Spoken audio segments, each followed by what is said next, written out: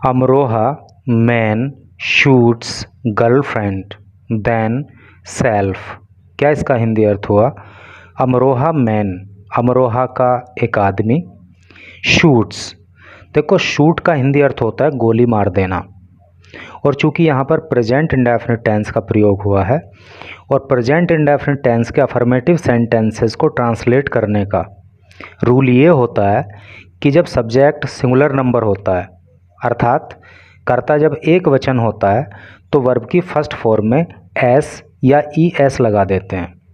तो यहाँ पे चूंकि मैन एक आदमी की बात हो रही है, अर्थात कर्ता जो है एक वचन है, इसलिए वर्ब की फर्स्ट फॉर्म में एस लगा दिया गया है। तो अमरोहा का एक आदमी गोली मार देता है गर्लफ्रेंड, अपनी गर्लफ्रेंड को, देन सेल्फ, देन का अर्थ होता है तब। देखो एक होता है THAN देन, उसका हिंदी अर्थ जो है वो तुलना से हो जाता है, अपेक्षाकृत, लेकिन जब स्पेलिंग होती है THEN तो इसका अर्थ होता है तब। सेल्फ का अर्थ होता है स्वयं, स्वयं को। तो टोटल का सेंस क्या हुआ कि अमरोहा का एक आदमी पहले अपनी गर्लफ्रेंड को गोली मारता है और उसके बाद स्वयं को गोली मार लेता है। तो चलो पढ़ते हैं थोड़ा आगे डिटेल में। यहाँ पे जो है लिखा है ए मैन 20, एक आदमी, ये जो 20 लिखा है ये उसकी एज लिखी है 20 साल, एक आदमी जिसकी उम्र 20 साल थी, शॉट। देखो ये जो है ना शूट की सेकंड फॉर्म होती है, शूट का मतलब गोली मारना, और शूट की सेकंड फॉर्म हो जाती है शॉट, और सेकंड फॉर्म कहाँ पे यूज होती है? पास्ट इंडेफिनिट टेंस में। तो ये सेंटेंस यहाँ पे प्रेजेंट इंडेफिनिट टेंस का था, यहाँ पे पास्ट इंडेफिनिट टेंस का सेंटेंस है। अगर आप ट्रांसलेशन को और अच्छे से सीखना चाहते हो तो इस चैनल पर मैं ट्रांसलेशन की वीडियो भी अपलोड करता हूँ, उसको भी वॉच कर लिया करो। ए मैन 20 शॉट, एक 20 साल के आदमी ने गोली मार दी, हिज गर्लफ्रेंड, अपनी गर्लफ्रेंड को, एंड देन, और तब, सेल्फ, स्वयं को, और उसके बाद स्वयं को गोली मार ली। आफ्टर शी रिफ्यूज्ड, आफ्टर का मतलब होता है बाद में, शी उसने, रिफ्यूज्ड, रिफ्यूज़ का मतलब होता है इनकार करना, मना कर देना। देखो यहाँ फिर से पास्ट इंडेफिनिट टेंस का प्रयोग हुआ है, क्योंकि पास्ट इंडेफिनिट टेंस की पहचान ये होती है कि सबसे पहले जब सब्जेक्ट आ जाता है, अफर्मेटिव सेंटेंस की बात बता रहा हूँ, सब्जेक्ट आ जाता है और वर्ब की सेकंड फॉर्म आ जाती है, तो फिर पास्ट इंडेफिनिट टेंस हो जाता है। तो शी रिफ्यूज्ड, उसने जब इनकार कर दिया, टू मैरी हिम, उससे शादी करने के लिए, ठीक है। एंड हर मैरिज, और उसकी जो शादी थी, वॉज अरेंज्ड। देखो अरेंज का वैसे तो मतलब व्यवस्थित करना होता है, तो व्यवस्थित कर दी गई थी अर्थात तय कर दी गई थी, बाय हर फैमिली, उसके परिवार के लोगों के द्वारा, विद अनदर मैन, किसी दूसरे व्यक्ति के साथ। तो ये एक सेंटेंस कंप्लीट हो गया, एक एक वर्ड का मीनिंग भी आपको बता दिया, टोटल का सेंस आपको पता लग ही गया कि एक 20 साल के व्यक्ति ने पहले अपनी गर्लफ्रेंड को गोली मार दी और उसके बाद स्वयं को गोली मार ली। और ये काम उसने कब किया? जब उसकी गर्लफ्रेंड ने उससे शादी करने से मना कर दिया और उसकी गर्लफ्रेंड के परिवार के लोगों ने उसकी गर्लफ्रेंड की शादी किसी दूसरे आदमी के साथ तय कर दी। द इंसिडेंट, ये जो इंसिडेंट है, इंसिडेंट का हिंदी अर्थ होता है घटना, ठीक है। तो ये जो घटना है, थोड़ा सा इसको अगर ये किया जाए तो ज़्यादा बेहतर रहे।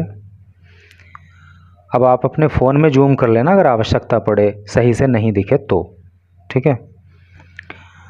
द इंसिडेंट, यहाँ पे मैंने लिखा है इसके लिए घटना। ये जो घटना है हैपन्ड, हैपन का मतलब होता है घटित होना। फिर से देखो यहाँ पे पास्ट इंडेफिनिट टेंस का प्रयोग हुआ है, ये घटना घटित हुई। अब हैपन्ड की तो थर्ड फॉर्म ही यही होती है, तो कैसे पता लगे कि सेकंड है कि थर्ड है? सब्जेक्ट के जब जस्ट बाद मेन वर्ब आ जाती है ना, तो वो फिर सेकंड फॉर्म होती है अगर ईडी लग जाए तो, ठीक है। तो द इंसिडेंट हैपन्ड, ये घटना घटित हुई इन क्या है, शाहिदपुर विलेज, शाहिदपुर गांव में, अंडर अमरोहा देहात पुलिस स्टेशन, और ये गांव अंडर का मतलब होता है नीचे या अंतर्गत अमरोहा देहात पुलिस स्टेशन। और ये जो गांव है ना शाहिदपुर, ये अमरोहा देहात पुलिस स्टेशन के अंतर्गत आता है। ऑन थर्सडे को ये घटना घटित हुई। समझ गए आप कि ये घटना जो है वो अमरोहा देहात पुलिस स्टेशन के अंतर्गत आने वाले गांव शाहिदपुर में थर्सडे को घटित हो गई। पुलिस ने कहा, एक बात मैं आपको यहाँ पे और बता के चलूँ कि पुलिस को जो है हमेशा एज ए प्लूरल सब्जेक्ट के रूप में ट्रीट किया जाता है, यानी कि इसको हमेशा बहुवचनकर्ता मान के प्रयोग करते हैं। तो चूंकि यहाँ पे पास्ट इंडेफिनिट टेंस का प्रयोग हुआ है, तो यहाँ तो चाहे सब्जेक्ट सिंगुलर नंबर में हो चाहे प्लूरल नंबर में हो, सैड ही आना है, तो यहाँ तो ऐसा कुछ केस है नहीं। लेकिन जहाँ पे हेल्पिंग वर्ब का प्रयोग होता है, मान लो हैज का, हैव का, इज का, एम का, आर का, तो वहाँ पे आपको जो है पुलिस के साथ हमेशा प्लूरल सब्जेक्ट के साथ यूज होने वाली हेल्पिंग वर्ब को ही प्रयोग करना होता है। तो पुलिस ने कहा आयुष चौहान, कि आयुष चौहान नाम का लड़का एंड प्रीति, और प्रीति नाम की लड़की, वर इन रिलेशनशिप, ये दोनों रिलेशनशिप में थे, इन दोनों के बीच में संबंध था। ठीक है। हैड बीन स्टडिंग टुगेदर, तो ये दोनों हैड बीन स्टडिंग, इन्होंने पढ़ाई की थी टुगेदर साथ साथ। ठीक है, टुगेदर का मतलब होता है साथ साथ। At the same college, same का मतलब होता है उसी, कॉलेज का मतलब कॉलेज। तो ये पुलिस ने कहा कि ये आयुष चौहान नाम का लड़का और प्रीति नाम की जो लड़की थी, ये एक दूसरे के संबंध में थे और इन्होंने एक ही कॉलेज से दोनों ने पढ़ाई भी की हुई थी। ऑन थर्सडे इवनिंग, थर्सडे की शाम को, आयुष कॉल्ड प्रीति, आयुष ने प्रीति को बुलाया। कॉल का मतलब बुलाना है नहीं। यहाँ भी देखो पास्ट इंडेफिनिट टेंस का प्रयोग है। कुल मिला के देखने को ये मिल रहा है कि न्यूज़पेपर के अंदर पास्ट इंडेफिनिट टेंस का प्रयोग सबसे ज़्यादा होता है। आयुष कॉल्ड प्रीति, आयुष ने प्रीति को बुलाया आउट ऑफ हर हाउस, उसके घर से बाहर। ठीक है, यानी कि प्रीति को प्रीति के घर से बाहर आयुष चौहान ने बुलाया। And shot her at A temple, and shot और गोली मार दी, हर उसको एट ए टेम्पल, एक मंदिर में। ठीक है, उसे घर से बाहर बुलाया, कहीं मंदिर में लेके गया और मंदिर में उसको वहाँ पे उसने गोली मार दी। And she died on the spot, और शी वह डाइड मर गई, अर्थात उसकी मृत्यु हो गई। At the spot, on the spot, spot पर। स्पॉट का मतलब होता है वैसे तो स्थल, लेकिन आप इसको समझ लो घटना स्थल। और घटना स्थल पर ही, अर्थात जहाँ पे उसको गोली मारी गई उसी स्थल पर उसकी मृत्यु भी हो गई। आफ्टर ग्रेजुएशन, ग्रेजुएशन के बाद, ग्रेजुएशन का मतलब स्नातक, तो स्नातक के बाद प्रीति हैड स्टॉप्ड, प्रीति ने स्टॉप कर दिया था। स्टॉप का मतलब होता है बंद करना या रोकना। हर स्टडीज़, अपनी पढ़ाई। तो ग्रेजुएशन कंप्लीट करने के बाद प्रीति ने अपनी पढ़ाई को स्टॉप कर दिया था, अपनी पढ़ाई को रोक दिया था। देखो यहाँ पे पास्ट परफेक्ट टेंस का प्रयोग हुआ है, क्योंकि प्रीति यहाँ पे सब्जेक्ट है और हैड हेल्पिंग वर्ब हो गया और स्टॉप जो है मेन वर्ब हो गया। तो हैड आ गया और यहाँ पे मेन वर्ब की थर्ड फॉर्म आ गई। और जब सब्जेक्ट के बाद हैड आ जाए, उसके बाद मेन वर्ब की थर्ड फॉर्म आ जाए, तो वहाँ पे जो है पास्ट परफेक्ट टेंस का अफर्मेटिव सेंटेंस वो होता है। तो प्रीति हैड स्टॉप्ड, प्रीति ने बंद कर दिया था अपनी पढ़ाई को ग्रेजुएशन के बाद। वाइल, जबकि। आयुष वॉज प्रिपेयरिंग, आयुष तैयारी कर रहा था। प्रिपेयर का मतलब तैयारी करना होता है। अब यहाँ पे देखो, आप देख रहे हो यहाँ पे पास्ट कॉन्टिन्यूअस टेंस का प्रयोग है। यहाँ पे पास्ट परफेक्ट का था, लेकिन यहाँ पे पास्ट कॉन्टिन्यूअस का है, क्योंकि आयुष यहाँ पे सब्जेक्ट है, फिर हेल्पिंग वर्ब वॉज आ गया, उसके बाद मेन वर्ब जो प्रिपेयर है उसकी फर्स्ट फॉर्म में आईएनजी लगा दिया, उसको प्रिपेयरिंग कर दिया। ठीक है, तो ये पास्ट कॉन्टिन्यूअस टेंस हो गया।